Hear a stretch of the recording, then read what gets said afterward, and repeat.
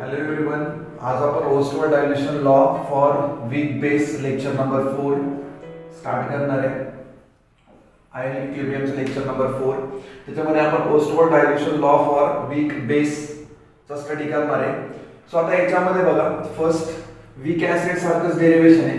So याच्यामध्ये आपल्याला काय करायचं बघा लक्ष द्या इकडे. सो आपण एक जनरल फॉर्म घेऊया weak base चा. Generally weak base is represented as BOH. BOH जर आपण याला वॉटर मध्ये जर ऍड केलं तर आपल्याला B plus OH minus ion या ठिकाणी काय मिळतील पाहायला मिळतील. आता याचा जर आपण डिसोसिएशन कॉन्स्टंट जर घेतला तर तो dissociation constant for weak base साठी असा येतो Kb is equal to concentration of B plus into concentration of OH minus divided by concentration of BOH. समजलं मला? हा डिसोसिएशन कॉन्स्टंट आपल्याला लिहिता आला पाहिजे. सो डिसोसिएशन कॉन्स्टंट मीन्स काय? The concentration of the product divided by the concentration of the reactant. आता पहा हीच रिएक्शन आपण पुन्हा घेऊया बिकॉज आपल्याला काय कॅल्क्युलेट करायचं आहे? कॉन्सन्ट्रेशन ऑफ B प्लस ची व्हॅल्यू कॅल्क्युलेट करायची, OH मायनस ची व्हॅल्यू कॅल्क्युलेट करायची आणि कॉन्सन्ट्रेशन ऑफ BOH ची कॅल्क्युलेट करायची. सो त्यासाठी आपण काय करणार आहे बघा. सो जनरल फॉर्म लिहूया BOH वीक बेसचा. सो BOH जर आपण वॉटर मध्ये ऍड केलं तर आपल्याला B प्लस OH मायनस आपल्याला आयन पाहायला मिळते. सो आता मी असं कन्सिडर करतो पहा at T is equal to 0 ला माझ्याकडे BOH म्हणजे वीक बेस जो आहे त्याचे 1 मोल होते आणि at time T is equal to 0 ला काहीच डिसोसिएशन झालं नाही म्हणून आपण त्याला म्हणूया 0 मोल्स त्या ठिकाणी काय झाले डिसोसिएट झाले. सो पहा at T is equal to T ला 1 मधून काही अल्फा पार्टिकल्स माझे काय झाले डिसोसिएट झाले म्हणजे B प्लस चे पण अल्फा पार्टिकल डिसोसिएट झाले असतील, OH चे पण काही अल्फा पार्टिकल काय झाले असतील डिसोसिएट झाले असतील. सो अजून मी एक टर्म लिहितोय ऍट कॉन्सन्ट्रेशन टर्मला वी नो दॅट कॉन्सन्ट्रेशनचा फॉर्म्युला जर आपण मोलॅरिटीला चेक केलं तर मोलॅरिटी ही सुद्धा कॉन्सन्ट्रेशनची एक काय टर्म आहे. So what is the formula? So number of moles divided by total volume of solution. आणि हे जे व्हॉल्यूम ऑफ सोल्युशन जे असतं ते कशामध्ये असणार आहे? लिटर मध्ये असणार आहे. ठीक आहे. म्हणजे या ठिकाणी आपण असं लिहू शकतो नंबर ऑफ मोल्स म्हणजे 1 minus alpha. So 1 minus alpha divided by V. मग या B प्लस ला कॉन्सन्ट्रेशनच्या टर्म मध्ये कसं लिहिणार? Alpha divided by V. OH minus ला कसं लिहिणार? Alpha divided by V.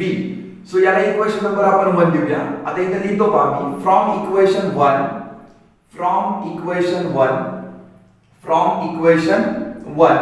काय इक्वेशन 1 पहा Kb is equal to concentration of B plus into concentration of OH minus divided by concentration of BOH.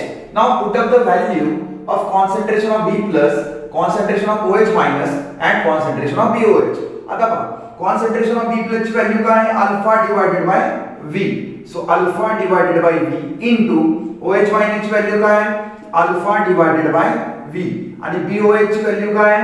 C 1 minus alpha divided by V. So 1 minus alpha divided by V. Clear इथपर्यंत? आता simple आहे पहा आपल्याला multiplication करता येईल. याचं multiplication कसं येणार? Alpha square divided by V square divided bye 1 minus alpha divided by V. So C लागलं तर आपण हा पार्ट जो आहे तो आपण इकडे पण लिहूया म्हणजे तुम्हाला अजून क्लिअर होईल.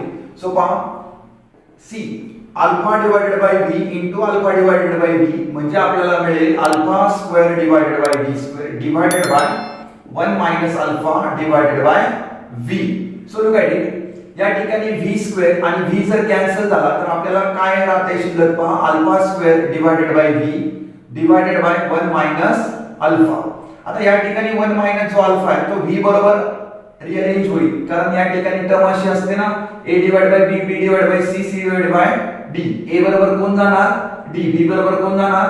C. सो अशा पद्धतीने टर्म रिअरेंज करतात. So alpha square divide bye V into 1 minus काय रे? अल्फा.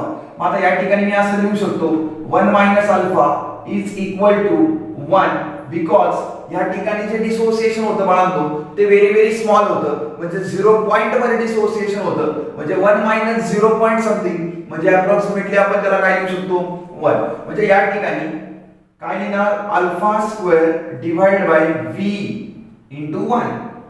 क्लिअर इथपर्यंतचा पार्ट सगळ्यांना? ओके. सो केबी आपल्याला मिळाला. आता हा थोडासा जनरली जो पार्ट आहे तो मी रब करतो म्हणजे मला जागा पुरेल लिहायला. सो आता पहा या ठिकाणी so KB is equal to alpha square divided by V. याला मी थोडंसं स्प्लिट करतो पहा 1 divided by V into alpha square. आता पहा या ठिकाणी मोलॅरिटीचा फॉर्म्युला काय आहे बाळांनो? Number of moles divide by volume. आता या ठिकाणी मी number of moles 1 divide by volume म्हणजे याला मी कसं लिहू शकतो C इंटू अल्फा स्क्वेअर. कोणाच्या इक्वल आलं ते? KB च्या इक्वल आलं. आता मला काय कॅल्क्युलेट करायचं आहे? ओस्टवर्ड डायल्युशन लॉ मध्ये अल्फा कॅल्क्युलेट करायचा आहे. याचा अर्थ जी टर्म कॅल्क्युलेट करायची ती कुठे आली पाहिजे? लेफ्ट हँड साइडला. म्हणजे alpha square into C is equal to KB. मला अल्फा स्क्वेअर कॅल्क्युलेट करायचा नाही, सो अल्फा कॅल्क्युलेट करायचा त्याच्याबरोबर C मल्टिप्लाय तिकडे काय होणार? डिवाइड म्हणजे KB डिवाइड बाय C. मला अल्फा स्क्वेअर कॅल्क्युलेट करायचा आहे का? तर नाही, मला अल्फा कॅल्क्युलेट करायचा आहे म्हणजे मला याचं काय करावं लागेल? अंडर रूट घ्यावं लागेल. So KB divide by C. So hence prove. या ठिकाणी अशा पद्धतीने Ostwald dilution law for weak बेसचं डेरिव्हेशन आहे.